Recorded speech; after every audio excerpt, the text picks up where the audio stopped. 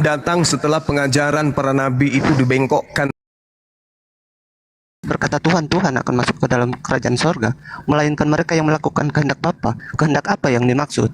Kehendak ada bagaimana kita bercermin, kita melakukan hal-hal yang mencerminkan kita ini layak mengikuti Tuhan. Baik, ya, Oke. Bang Bagwel, biar ditanggapi dulu ya, jangan terlalu panjang. Ya, terima kasih. Al-Quranul Karim datang setelah pengajaran para nabi itu dibengkokkan oleh orang-orang zalim dan para pembangkang kepada ajaran para nabi. Islam menguraikan dirinya. Bismillahirrahmanirrahim. Innad dina indallahil Islam. Sesungguhnya agama yang diridai di sisi pencipta langit dan bumi itu hanya adalah agama Islam. Kenapa hal ini bisa terjadi? Karena sistem hidup yang sempurna itu hanya ada di Islam. Yesus mengajar itu hanya untuk Bani Israel. Ketidaksempurnaan ajaran Yesus menyebabkan orang-orang zalim yang percaya diri terhadap doktrin dan dogma mereka menganggap bahwa mereka ini adalah pengikut Yesus. Makanya Yesus mengatakan, masih banyak hal yang ingin aku ajarkan kepadamu, tapi kamu belum sanggup untuk menanggungnya. Yohanes 16 nomor 12. Tapi ketika ia datang, yaitu roh kebenaran, maka dialah yang kemudian yang akan mengajarkan segala sesuatunya itu. Tentang kebenaran, hukum-hukum, kemudian keadilan, dan juga penginsapan dunia akan dosa. Maka Islam ini sebagai sistem hidup yang sempurna. Sedangkan Yesus berkata, masih banyak kepadamu, tapi kamu belum sanggup untuk menanggungnya. Berarti ajarannya pada saat itu belum sempurna. Islam datang kemudian sebagai ajaran yang sempurna dari pencipta langit dan bumi. Jadi kesempurnaan Islam ini itu harus disikapi dengan akal yang sehat. Islam mengajarkan membersihkan tubuh dari hadas, dari hadis, najis, dan dari hal-hal yang mengharamkan kemudian. Lalu Islam juga mengajarkan bagaimana tata cara makan, bagaimana cara berpakaian, minum, berjalan, kemudian bertamu dan seterusnya. Sampai kepada masalah besar Islam atur. Sistem pemerintahan, sistem pemilihan kepala negara, sistem ekonomi, politik, hukum, perundang-undangan, militer, kemudian hubungan internasional dan seterusnya. Islam itu sempurnakan itu semua. Dan itu bukan hanya batasan-batasan teori, bukan hanya sebatas wacana saja, tidak.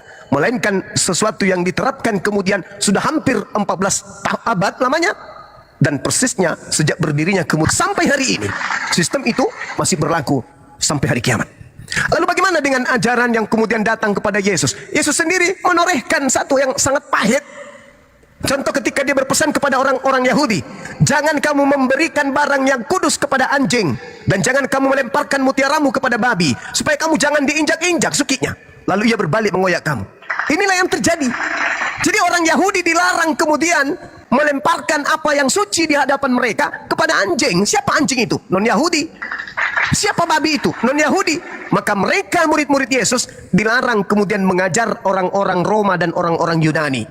Murid-murid Yesus hanya berfokus kepada orang Yahudi saja. Aku diutus hanya kepada domba yang sesat dari umat Israel. Dan Yesus berpesan kepada ke-12 muridnya, Matius 10 nomor 5 nomor 6, agar jangan ke bangsa lain. Jadi adapun saudara-saudara Kristen ini dari mana ini mereka ini? Dari mana mereka ini? Sedangkan Yesus berpesan kepada muridnya, jangan kau lemparkan barang yang kudus kepada Kristen. Jangan kau lemparkan mutiara kepada Kristen. Jangan. Jangan. Karena ketika mereka mendapatkan apa yang kau lemparkan itu, mereka akan menginjak-injak dan berbalik mengoyak kamu. Inilah yang terjadi. Inilah yang terjadi. Ajaran Yesus dihancurkan. Hancur sehancur-hancurnya. Lalu mereka membuat ajaran sendiri. Mengatasnamakan Yesus. Mereka menghancurkan ajaran Yesus, lalu mereka membuat ajaran sendiri, tetapi ajarannya itu kemudian supaya dianggap benar, mereka memakai nama Yesus Kristus. Makanya tema ini sangat relevan. Apakah Yesus itu mengenal Bible? Tidak. Berarti buku panduan untuk menjadi Kristen itu tidak dikenali oleh Yesus. Ada agama memiliki buku panduan, di mana buku panduan itu tidak dimiliki, tidak diajarkan oleh Yesus itu sendiri, maka itulah celoko. Celoko-celokonya. Kenapa? Karena hanya menginginkan keselamatan yang sifatnya angan-angan. Yesus tidak pernah mengajarkan tentang kekristenan. Bahkan Yesus melarang murid-muridnya kemudian, jangan kau lemparkan barang yang kudus kepada anjing, jangan kau berikan mutiara kepada babi. Siapa anjing, siapa babi? Baca 2 2 Petrus 2 nomor 19, nomor 20, nomor 21. Yang dianggap di sana anjing dan babi, mohon maaf, itulah yang dianut oleh agama saudara kita ini. Itu bisa dibaca dalilnya, pembuktiannya di situ. Bahwa Kristen yang murtad disebut anjing yang kembali ke muntahnya, dan juga disebut babi yang kembali ke kubangan kalau ada Kristen yang murtad. Lalu bagaimana kalau Kristen tidak murtad? Disebut apa dia? Ya, disebut titik-titik yang tidak kembali ke muntah dan titik-titik yang tidak ke kubangan. Silakan. Ya baik, terima kasih. Saya tanggapi ya Bang Suma. Pertama Bang Suma bilang Yesus hanya diutus untuk bangsa Israel. Ya itu menurut Bang Zuma ya. Kalau bagi saya bahwa ketika Yesus berkata juga bahwa ada domba-domba lain dari kandang ini yang harus aku tuntun agar supaya mereka menjadi satu kawanan domba dan satu gembala. Itu satu poin. Lalu bahkan Bang Suma lupa atau pura-pura tidak tahu ya bahwa Yesus pun meskipun dia bagian dari orang Israel atau bangsa Yahudi dan melakukan hal-hal seperti apa yang karena bagian juga dari orang Yahudi, namun di zaman selama Yesus pelayanan banyak orang membencinya karena menganggap bahwa Yesus seringkali tidak memelihara atau melanggar hari Sabat. Bahkan orang menganggap ketika dia menyembuhkan orang buta, orang-orang itu berkata bahwa ia ini tidak datang dari Allah. Bagaimana karena mereka menganggap orang yang melanggar hari Sabat adalah orang berdosa. Lalu mereka berkata bahwa bagaimana bisa orang berdosa melakukan hal-hal mujizat? Bahkan orang-orang berkata bahwa kuasa-kuasanya itu dari Beelzebul, dari kuasa-kuasa roh jahat.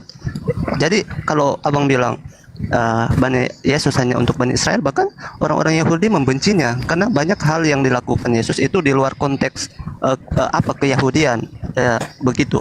Baru Bang Suma juga harus belajar tentang perjanjian lama bahwa meskipun Rahab seorang pelacur, meskipun dia kotanya itu yang Tuhan menyuruh untuk membunuh atau menumpaskan, namun Rahab itu dibenarkan karena apa? Meskipun dia berdosa, tapi karena dia melakukan kebenaran, menolong, dia dibenarkan oleh Tuhan.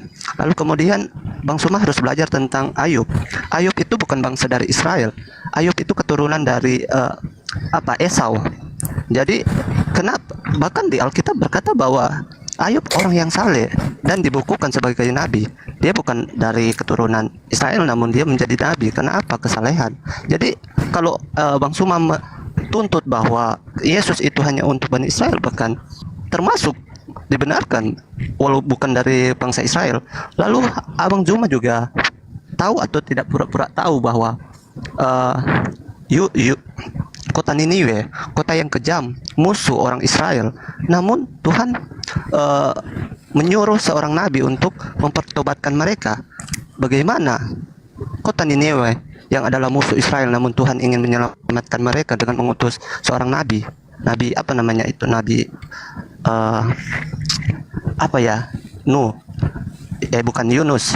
Ya Yunus. Bahkan dia karena Yunus ini seorang nabi karena dia takut, begitu takut kota Niniwe ini begitu kejam, sehingga ia ragu, dia mundur. Akhirnya Tuhan menghalang itu dengan makan, dia masuk ke air terus di dalam perut ikan selama 3 hari.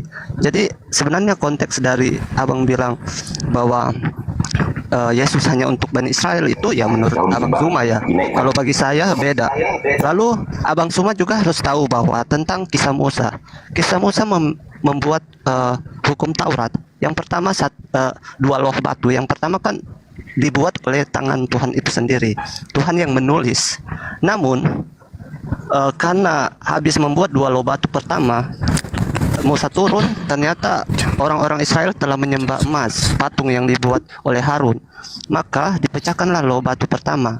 Lalu loh batu kedua dibuat, dan dibuat itu Musa yang menulis. Yang pertama adalah Tuhan yang menulis. Oke, yang kedua ditanggapi dulu ya Bang ya. Oke. Ya. Jadi saudara juga harus belajar. Yang pertama yang Anda harus pelajari, siapa yang digelari domba di atas muka bumi ini oleh Tuhan. Apakah seluruh manusia atau itu hanya sekelompok orang saja yang disebut domba? Anda harus belajar mengenal Nabi Yeremia. yang menuliskan di dalam kitabnya yang disebut domba itu adalah Bani Yakub. Makanya orang-orang di luar Bani Yakub yang kemudian pura-pura atau ingin minta tolong kepada Yesus disebut serigala. Dan kemudian yang minta tolong sungguh-sungguh disebut anjing. Anda harus belajar itu. Jadi ketika Anda membaca Yohanes 10 nomor 16, ada lagi padaku domba-domba lain yang bukan dari kandang ini. Kandang, aule, halaman Yerusalem. Anda harus belajar bahwa orang-orang Israel itu memang bukan hanya di Yerusalem pada saat Yesus itu datang ke bumi. Orang-orang Israel itu sudah disebarkan kemana-mana.